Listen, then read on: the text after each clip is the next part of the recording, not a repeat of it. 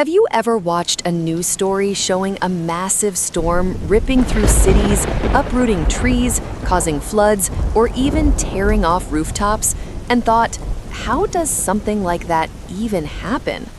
It looks terrifying, explosive, out of nowhere.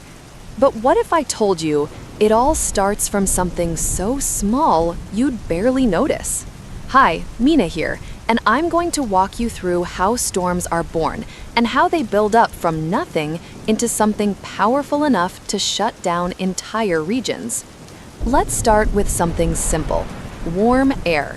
Yes, that's it, just warm air. That's how most powerful storms begin. When sunlight heats the earth, whether it's a road, a field, or even the roof of your house, it also heats the air sitting just above that surface. Now, warm air is lighter than cooler air, so it begins to rise slowly into the atmosphere. As it rises, this air brings along something very important: moisture.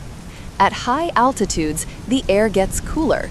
That rising moist air eventually condenses into tiny water droplets, forming clouds. The higher the air goes, the more moisture it can drop, and the bigger those clouds become. This is the first quiet stage. It doesn't look like much yet, just a few clouds, but in the right conditions, something incredible is about to happen. The atmosphere isn't just sitting still up there. It has layers of air moving at different speeds and temperatures. When the rising warm air meets cooler air moving differently, it creates instability, and that's the recipe for something big. This instability fuels the development of cumulonimbus clouds, massive, towering giants of moisture and energy. These clouds can grow taller than Mount Everest, reaching heights over 12 kilometers, 7 miles into the sky.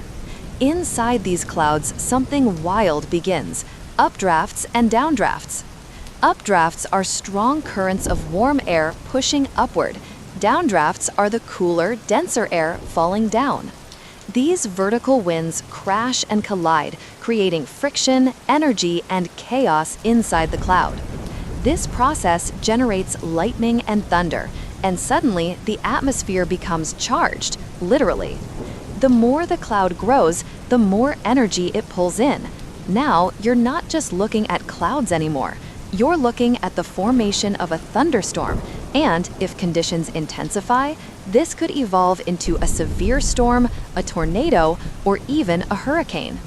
But what determines how intense the storm becomes? Here are 4 key factors. 1. Moisture. The more water vapor in the air, the stronger the storm's fuel source. 2. Heat. More heat on the surface creates stronger rising air currents. 3. Atmospheric instability. Differences in temperature and wind direction cause turbulent movements. 4. Wind shear. Changes in wind speed and direction with altitude help rotate the storm. When all these ingredients come together, it's like building a natural engine in the sky. In tropical areas, like over the ocean, storms feed off warm seawater. The rising warm, moist air forms low-pressure systems. As the system strengthens, it begins to rotate due to the Earth's spin, a force called the Coriolis effect. This is how hurricanes and typhoons form: huge, rotating storms that can last for days, span hundreds of kilometers, and unleash destruction across entire countries. And yet, it still started with just warm air rising quietly off the ocean. Isn't that wild? But wait, there's more. When these storms hit land, they bring heavy rain, strong winds, and sometimes tornadoes. They can knock out power for days, destroy homes, flood entire towns, and even change the landscape permanently. The scary part? Many people don't see it coming until it's too late.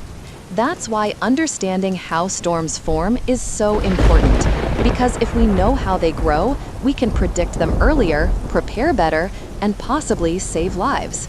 So let's go over the chain of events again, this time in a quick step-by-step summary. 1. The sun heats the Earth's surface. 2. Warm air begins to rise. 3. Rising air carries moisture into the sky. 4. Moist air cools and condenses into clouds. 5. Temperature differences create instability. 6. Large cumulonimbus clouds develop. 7. Vertical winds generate thunder, lightning, and rain.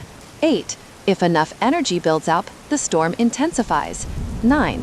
In tropical regions, it may become a hurricane or typhoon. 10. On land, it brings destruction through wind, rain, and flooding. And all of that from just warm air. Meena thinks that's both amazing and humbling. We often take small things for granted, but nature has a way of reminding us tiny beginnings can lead to massive outcomes. So next time you step outside on a hot day and feel the air rising off the pavement, remember, that quiet heat could be the start of something big, high above your head.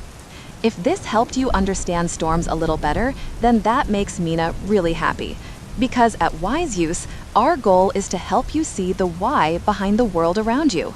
So don't forget to like, share, and subscribe for more videos like this. There's so much more to learn, and Meena will be right here to guide you through it. See you in the next one.